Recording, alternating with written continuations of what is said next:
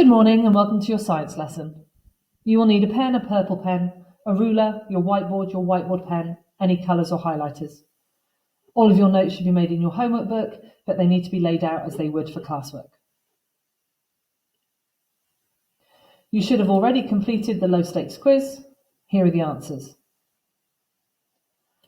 The three states of matter: solid, liquid, gas. Freezing is when a liquid turns to solid. A gas turns to liquid when it is condensing. A double-blind trial is a medical experiment in which the doctors do not know who has been given the drug or placebo, and malaria is caused by a protist in mosquitoes. Hopefully you got 5 out of 5. If you did, well done. Our title for today, Introducing Moles. Short form of the date please in the top right hand corner, underline both with a ruler.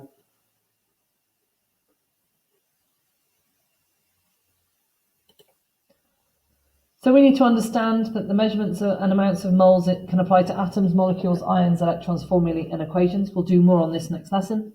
The relative formula mass of a substance can be used to calculate the number of moles in a given mass of that substance, and we can reverse that. And we also need to be happy using significant figures and standard form. We're going to use more standard form today. So chemical amounts are measured in moles. The symbol for the unit mole is mole. The mass of 1 mole of a substance in grams is numerically equivalent to its relative formula mass. The writing in the box in bold, can you get that in your notes, please?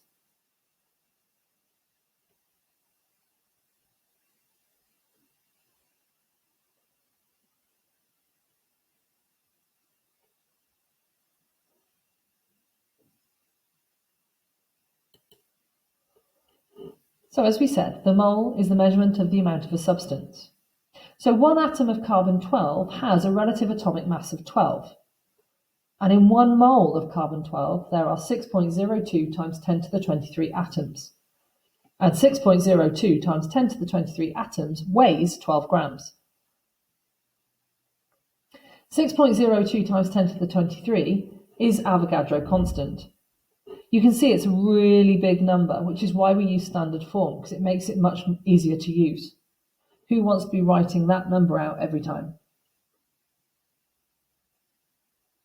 1 mole always consists of 6.02 times 10 to the 23 atoms.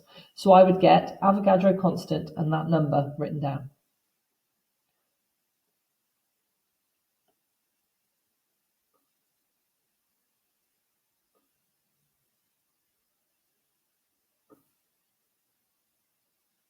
To be clear, in 1 mole of tungsten, there will be 6.02 times 10 to the 23 atoms.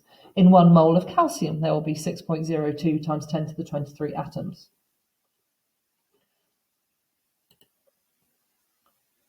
So the number of carbon atoms in 1 mole of carbon atoms is 6 times 10 to the 23. The number of water molecules in 1 mole of water molecules is 6 times 10 to the 23.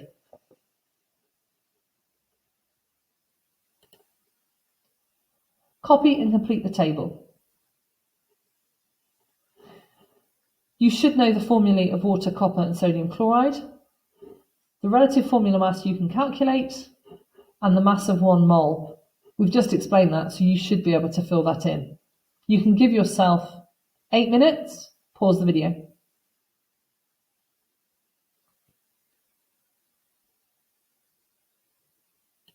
Using your purple pen, please correct your table. I apologise for the 2 not being in subscript. It should be H with a subscript to O. Copper is Cu, sodium chloride is NaCl. The relative formula mass of sodium chloride is 58.5. And as you can see, the mass of 1 mole is same as the relative formula mass. Hopefully you got them all right. Well done if you did.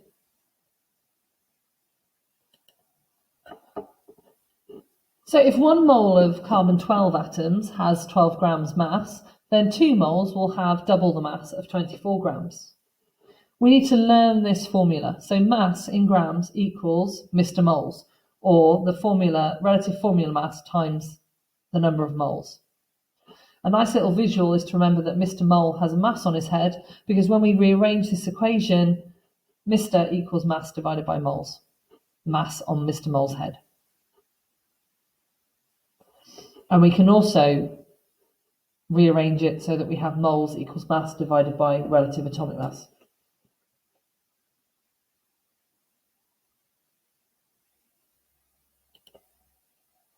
So let's have a go. I want you to write this down. So what I'll do is I'll explain section 1 and I'll get you to write it down, and then I'll explain section 2 and we'll get you to write it down. So what is the mass of 20 moles of carbon dioxide? Well, the first thing we need to do is work out the relative formula mass of carbon dioxide. Carbon has a mass of 12, oxygen has a mass of 16. There are 2 of them, so I times that by 2, and then I'm going to add 12 and 32 together, which will give me 44. I then multiply 44 by the number of moles. The number of moles is 20. So 44 times 20, 880 grams. Can you make sure you have that example in your books?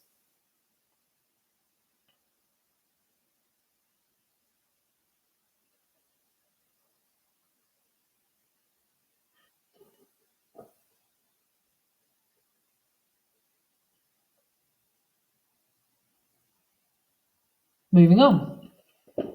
What is the mass of 0.025 moles of chlorine? Chlorine is diatomic, so there's always 2 of them. So the mass on the periodic table is 35.5. So I can fill that in next to chlorine. There's 2 of them, so I'm going to multiply it by 2. Use your calculator, work that out.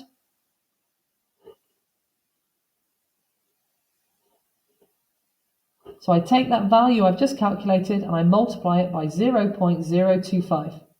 That'll tell me the mass.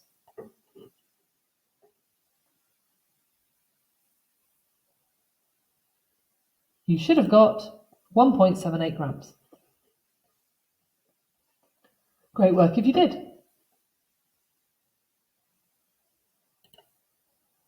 Your turn. Remember, you calculate the relative formula mass and then multiply by the number of moles.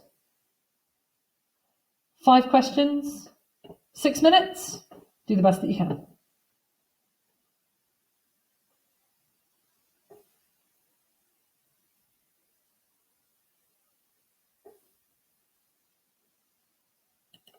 Purple pens at the ready. Remember to correct the sum, the calculation, as well as the answers if you made a mistake.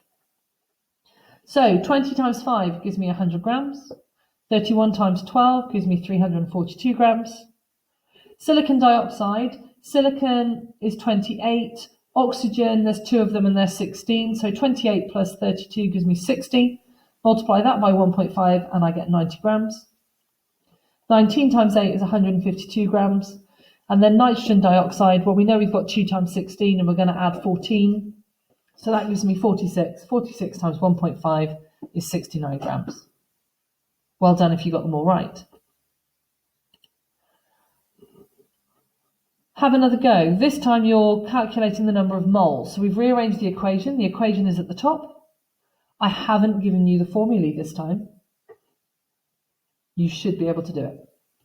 Again, 6 minutes. Pause the video.